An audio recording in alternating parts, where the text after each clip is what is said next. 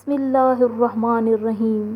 کسی زمانے کی بات ہے، کسی گاؤں کا چودھری بڑا لالچی تھا۔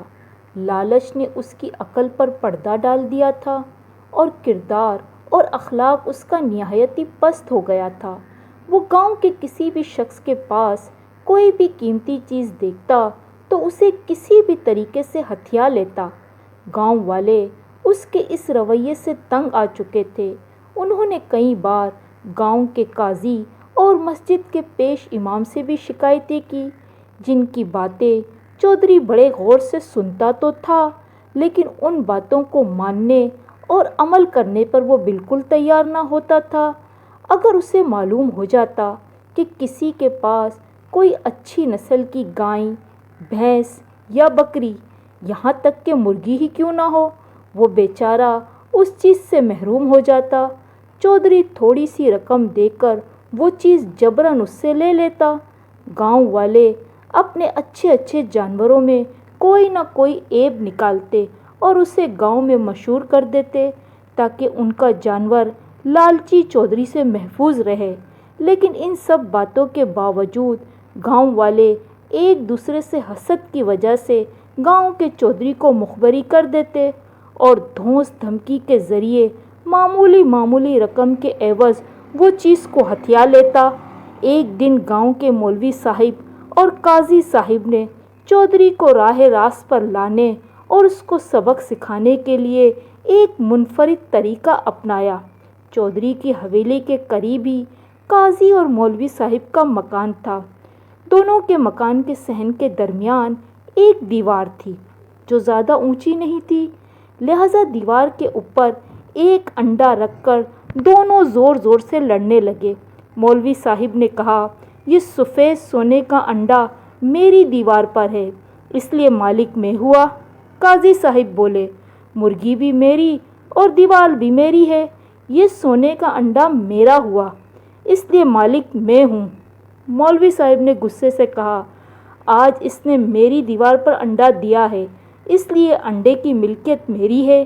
جب قاضی اور مولوی صاحب کی آواز بلند ہوئی تو چودھری کے کانوں تک پہنچی۔ وہ بھاگم بھاگ آن پہنچا، لیکن جب دیوار پر رکھا ایک عام سا سفید انڈا دیکھا تو وہ حیرت زدہ ہو گیا۔ چودھری کو دیکھ کر قاضی صاحب فوراً بولے، دیکھیں چودھری صاحب، میری مرغی نے آج غلطی سے سفید سونے کا انڈا اس دیوار پر دے دیا ہے اور مولوی صاحب اس پر اپنا حق جما رہے ہیں۔ مولوی صاحب نے کہا، یہ میری دیوار ہے، اس لیے انڈا بھی میرا ہوا۔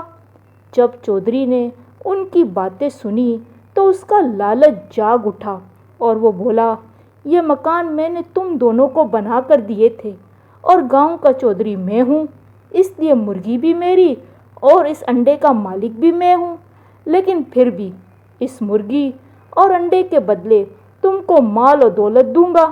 مولوی صاحب نے دبی ہوئی آواز میں کہا، سونے کے انڈے کے بدلے میں آپ ہمیں کتنی رقم دیں گے؟ چودھری نے روب دار آواز میں کہا، بے فکر رہو، تم کو 5,000 روپے مل جائیں گے۔ یہ سن کر مولوی صاحب بولے، جناب انصاف کی بات کرے، یہ انڈا 7 تولے سے کم کا نہیں ہے، کم از کم اس کی قیمت 15 سے 20 لاکھ تو ہوگی۔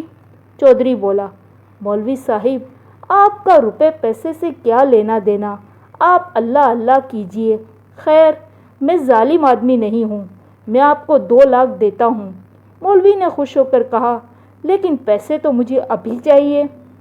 چودھری فوراً اپنی حویلی گیا اور ایک تھیلی اٹھا لایا اور بولا، یہ مولوی صاحب پورے 2 لاکھ روپے ہیں، اب آپ بیچ سے ہٹ جائیے، اب یہ قاضی اور میرا معاملہ ہے۔ قاضی روتے ہوئے بولا، یہ میری مرغی کا انڈا تھا اور سودا آپ نے مولوی صاحب سے کیا۔ چودھری نے مسکرا کر کہا، ٹھیک ہے قاضی صاحب، ہم آپ سے بھی سودا کر لیتے ہیں۔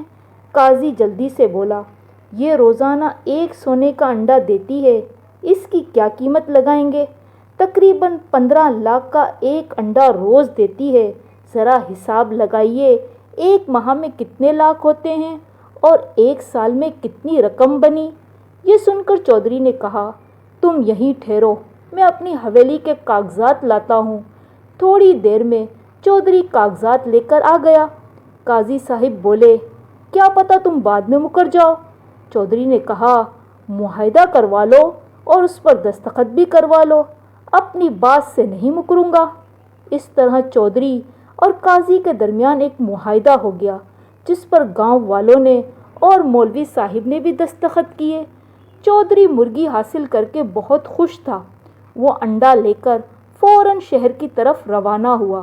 شام کو الٹے پاؤں وہ گاؤں کی طرف لوٹا تو غصے میں چلانے لگا، تم دونوں نے میرے ساتھ دھوکہ کیا ہے، میں تم کو نہیں چھوڑوں گا۔ یہ سن کر گاؤں والے مسکرانے لگے۔ اس طرح قاضی اور مولوی کی سمجھداری سے گاؤں والوں کو اس بے وقوف چودھری کے ظلم سے ہمیشہ کے لیے نجات مل گئی۔ اس بات کو یہ زمانہ بیت چکا ہے، لیکن آج بھی گاؤں میں سفید انڈے کا ذکر کر کے لوگ کہکے لگاتے رہتے ہیں۔ اگر آپ ہمارے چینل پر نئے ہیں تو پلیز لائک اور سبسکرائب لازمی کیجیے گا تاکہ دلچسپ کہانیاں آپ کو بر وقت ملتی رہیں۔ ملتے ہیں ایک نئی کہانی کے ساتھ۔ اللہ حافظ۔